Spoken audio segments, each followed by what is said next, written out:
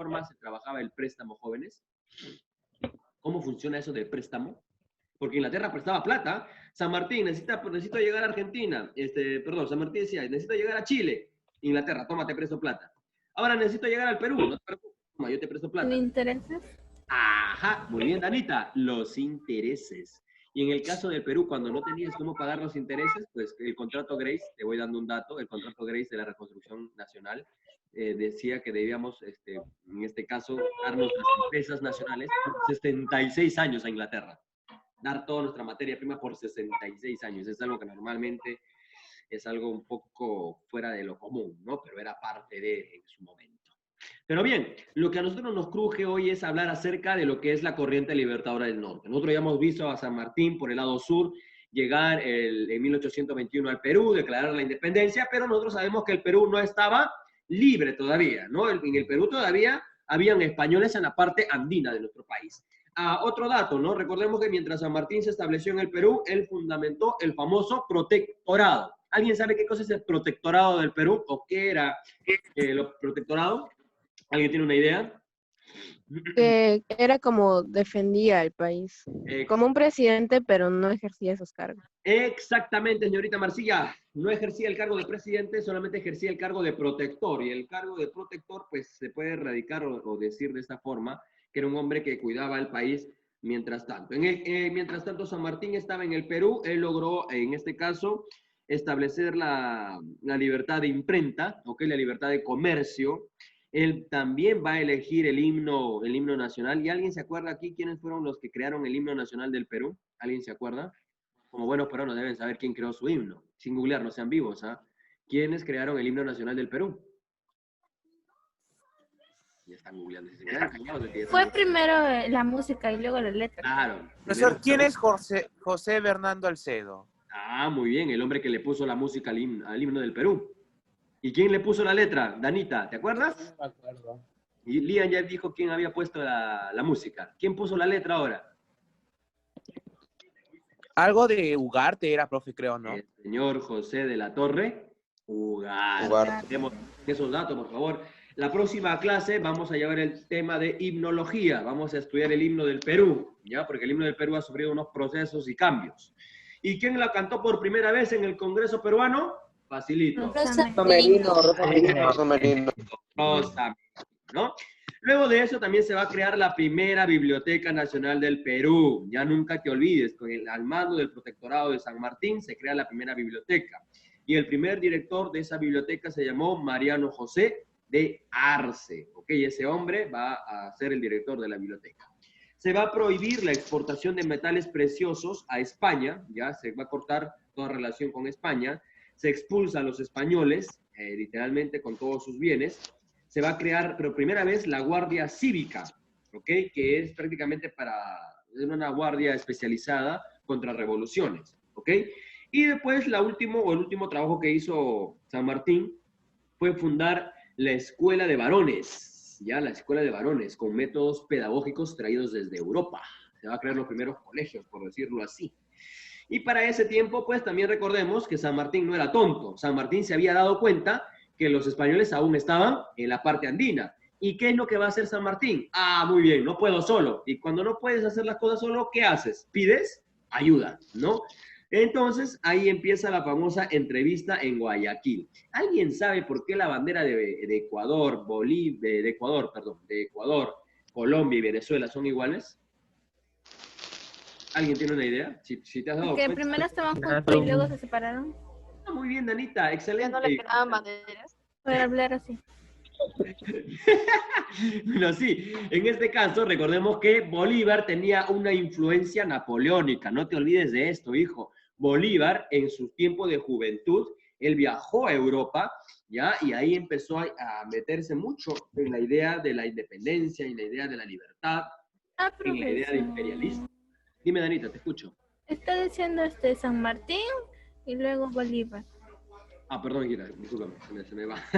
Discúlpame. En este caso, Bolívar es el que había viajado Perdón, gracias, Anita. Bolívar es el que había viajado a Europa, se había inmiscuido con muchas ideologías napoleónicas, ¿ok?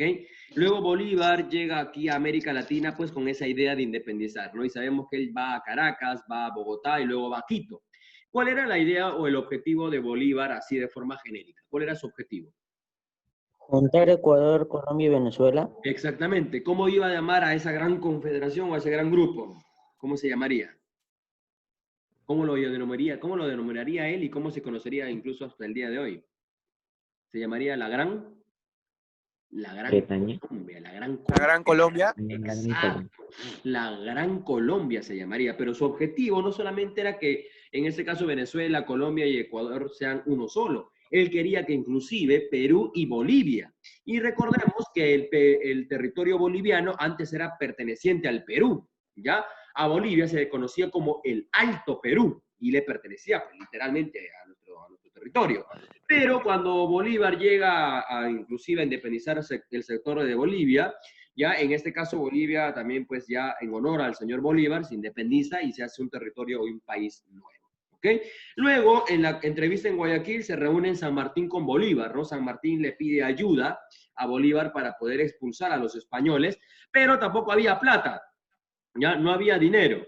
Entonces, para este punto, se puede decir que para este sector, el Perú pues estaba entrando en un proceso de crisis. ¿Y qué es lo que hizo? San Martín pues dijo, bueno, mientras yo esté aquí, va a ser difícil que San Martín venga, o que Bolívar venga, ¿no? Entonces San Martín, ¿qué es lo que hizo? Fue retirarse del Perú, dejar al Perú en manos del Congreso peruano, ¿ya? Y en este caso, pues ya se había elegido a unos presidentes. ¿Alguien sabe cómo se llamó el primer presidente del Perú? ¿Alguien sabe? José de la Riva Agüero. Muy bien, José de la Riva Agüero fue el primer presidente elegido por el Congreso, ¿no? Luego de eso, pues sabemos que el Perú entra en un proceso de caos, pero vamos a analizar esto de aquí para que nosotros podamos entender, ¿ok?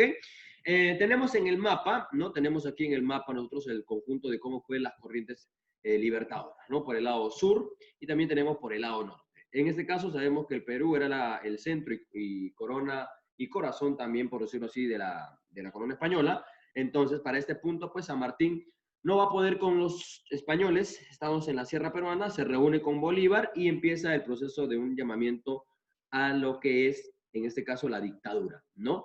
¿Cómo se produce la llegada de Bolívar a nuestro país? ¿Alguien se acuerda de qué forma llegó Bolívar a nuestro país? Sabemos que para esto ya San Martín se retiró del Perú, porque él sabía bien claro, mientras que él estuviera ahí, Bolívar no iba a llegar, pero ¿cómo llegó Bolívar al Perú? ¿Alguien tiene una idea? ¿Quién lo invitó? ¿No lo invitaron? ¿Se invitó solo? El Congreso peruano. Exacto, ¿no? Estando en Guayaquil, Simón Bolívar va a recibir la invitación del Congreso peruano, ¿ok? Profesor, Dime, te escucho. acá también viene la batalla de Junín.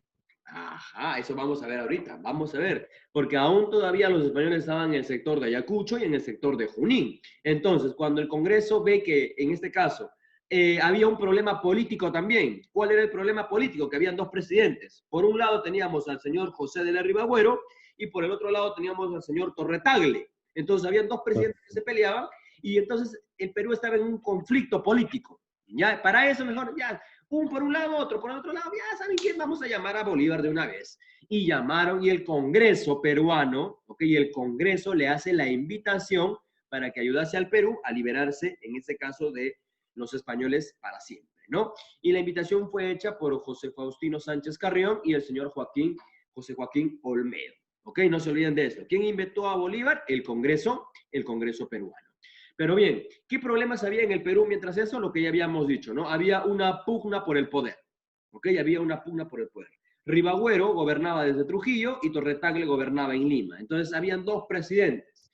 ¿Qué es lo que se hace? Muy bien, se cierra todo. Ya se suprime la Constitución de 1823, se cierra el Congreso y el Congreso dice, ¿saben qué?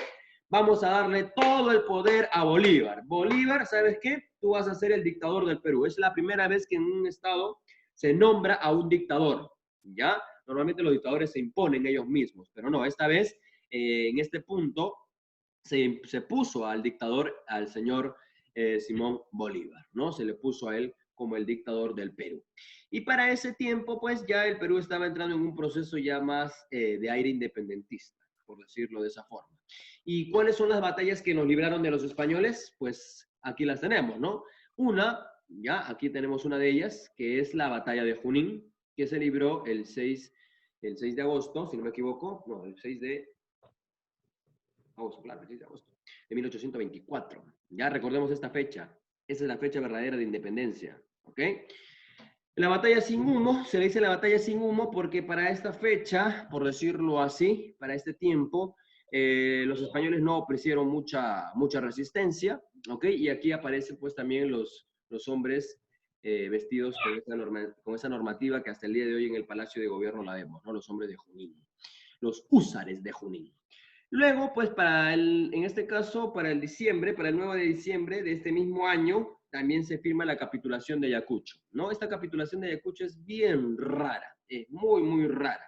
Entonces, aquí tenemos las dos batallas donde se expulsa de lleno, ya se expulsa de lleno a los españoles. No te olvides, Junín en agosto y Ayacucho en diciembre, ¿ok? Y en Ayacucho se firma la capitulación de con este mismo nombre. Ahora, ¿qué cosa es la capitulación de Ayacucho? Muy bien, acá está. La capitulación de Ayacucho fue firmada, en este caso, por el patriota Antonio José de Sucre y el realista español José de Canterac. A través de este documento, los españoles reconocen la independencia. Mira lo que dice, ¿ah? Los españoles reconocen la independencia del Perú, pero se les otorga beneficios, ¿ok? En este caso, por otro lado, se acordó independizar, económicamente a España. ¿Qué quiere decir? Que teníamos que pagar a los españoles, ¿ya? Teníamos que pagarles su viaje de Perú a España, pagarles por el tiempo que habían estado en el Perú y cosas por el estilo. O sea, teníamos que indemnizar, por decir de esta forma, a los españoles. ¿Es una gran tontería? Sí, es una gran tontería, pues pagar a un país opresor, a un país que se había llevado todos los recursos, literalmente, se llevó todos los recursos y aún a ese país teníamos que pagar. ¿Ok? Teníamos que pagar. Sí, es una tontería completa, hijo, yo lo sé, pero ¿qué se hace? Ahora, ¿en qué consistía el proyecto bolivariano? Bien, acá está. Recuerda que si Napoleón quería hacer de Europa un imperio, Bolívar también buscaba hacer eso aquí en el Perú. ¿Ok? Y no solamente en el Perú, sino en la parte de Sudamérica. Él inclusive, su sueño era que toda América estuviera bajo, en este caso, bajo un mismo gobierno, un imperio latinoamericano. En este punto, nosotros ya sabemos, ¿no? Por historia, que buscaba confederar a los países hispanoamericanos. ¿Ok? Para este caso, pues él buscaba una alianza con todos los países, cosa que no se va a dar. ¿Ok? No se va a dar, ya que en el Congreso de Panamá en 1826 se propuso esta idea y literalmente se vino abajo. Posteriormente Bolívar va a querer integrar Venezuela, Colombia, Ecuador, Panamá, Perú y Bolivia en un solo marco jurídico, o sea, en un mismo país, pero no se va a poder, ¿ok? A eso le iban a llamar la Confederación de los Andes, lo cual con el tiempo también va a fracasar. El sueño de Bolívar era un poco ambicioso, ¿no? Era un poco ambicioso. Hacer que toda América sea una sola es muy compleja, ya que hay una diversificación de poderes políticos, ¿ok? Y cada país es un mundo diferente también, por entenderlo de esa forma. Bien, vamos con la otra pregunta. ¿Cómo culmina la participación de Bolívar en el Perú? ¿De qué forma se termina yendo, por decirlo así? ¿Ya? En este caso, cuando Bolívar ya termina su tiempo en el Perú, pues ya no se le aguantaba tampoco a Bolívar estar aquí, ya que el Congreso peruano ya había dicho, muy bien, ya nos liberaste, ya nos independizaste, ahora sí, señor, gracias por todo, gracias por tu trabajo, te puedes retirar. Muchas gracias por todo.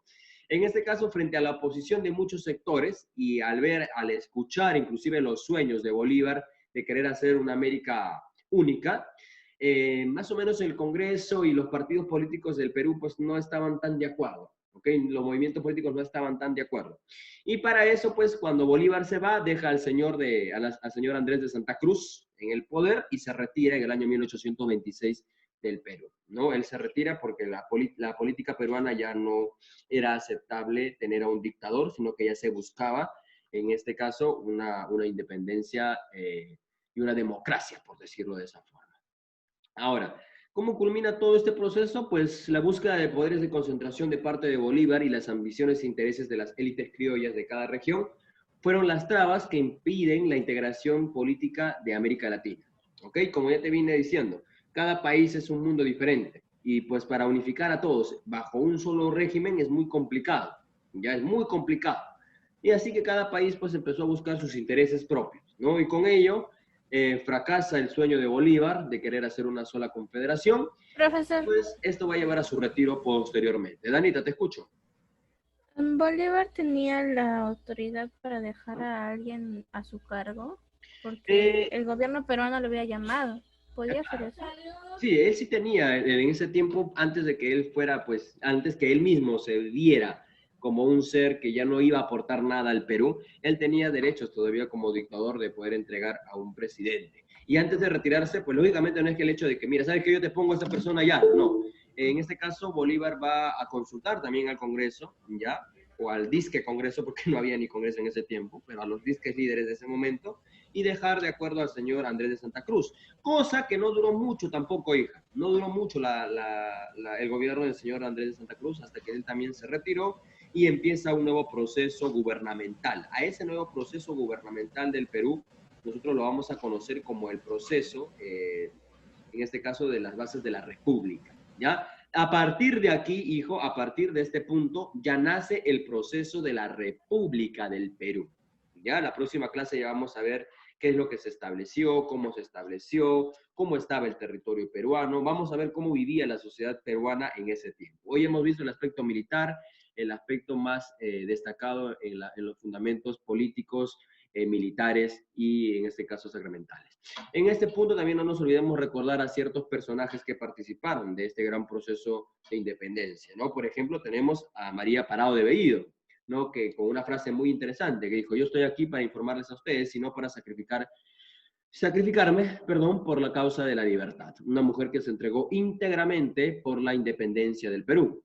Y por el otro lado tenemos pues también al señor José Olaya con una de las frases que a mí mucho me encanta, me fascina, me llama mucho, ¿ya?, la atención, que dice, ¿no? Si 1000 vidas tuviera, gustoso las daría antes de traicionar a mi patria. ¿Ok? Bien, jóvenes, hasta aquí prácticamente ha sido el desarrollo genérico. ¿Tendríamos mucho de qué hablar? Sí, aquí hay muchos detalles, ¿ok? Hay muchísimos detalles, pero el tiempo me es muy corto. Ya en su debido momento, como les he explicado, vamos a tomarnos ese tiempo de poder desarrollar a complejidad, porque esto ha sido un largo proceso. Ya ha sido un largo proceso hasta llegar a una república en nuestro país. Bien, jóvenes, hasta aquí, ¿algunos de ustedes tienen alguna pregunta, alguna duda antes de... Profesor,